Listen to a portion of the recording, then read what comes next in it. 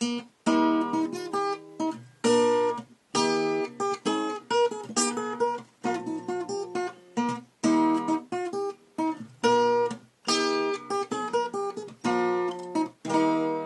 Konzertabend, auf den wir natürlich hingefiebert haben, die Möglichkeit, endlich mal 32 Künstler live zu sehen.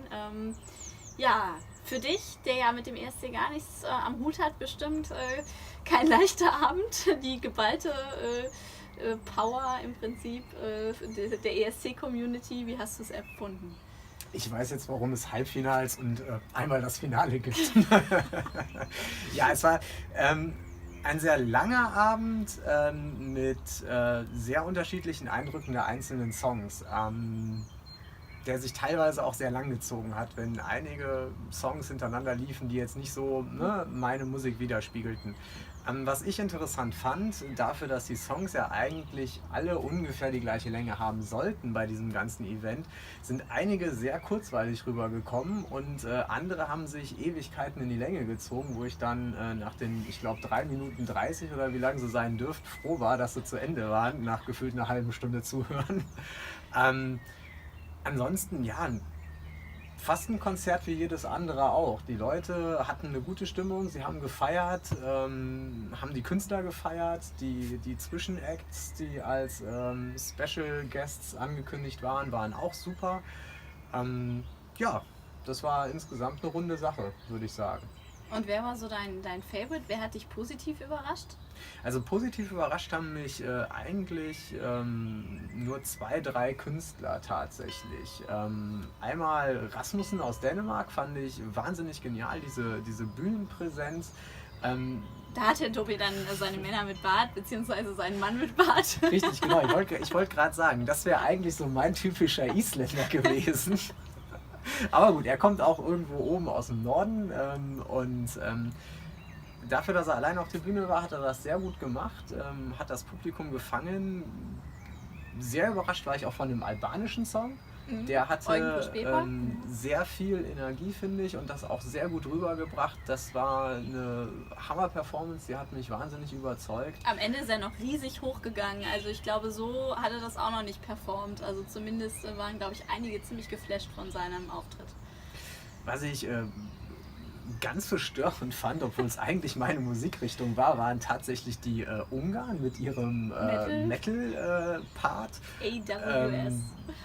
Nichts verstanden, überhaupt keinen Plan gehabt, was sie da gesungen haben, und damit konnte ich gar nichts anfangen.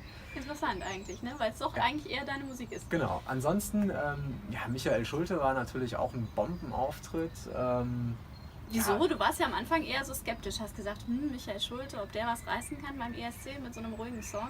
Naja, er hat es tatsächlich geschafft, nachdem sein Song eigentlich schon zu Ende war,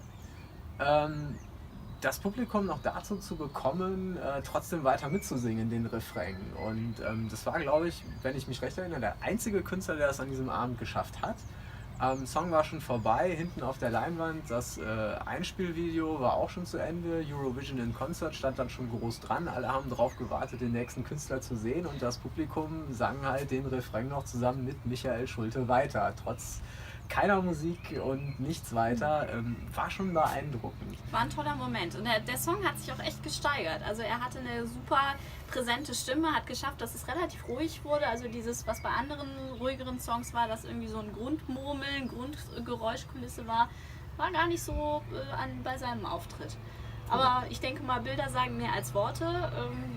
Ich freue mich riesig auf Lissabon. Tobi wird es von hier mitverfolgen und eventuell ein bisschen mitverfolgen, was hier in Deutschland so am medialen Echo zum ESC publiziert wird. Und ja, wir verabschieden uns dann mit Michael Schulte, You Let Me Walk Alone, einen kleinen Ausschnitt von Eurovision in Concert, und verbleiben mit einem freundlichen Ahoi! Ahoi.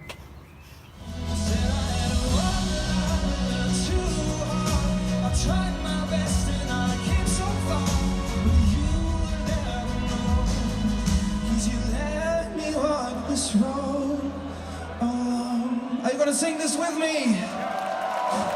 I was born from one love.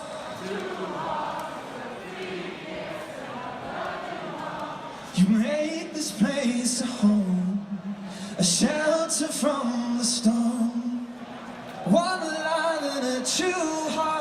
I'm trying my best and I came so far, but you will never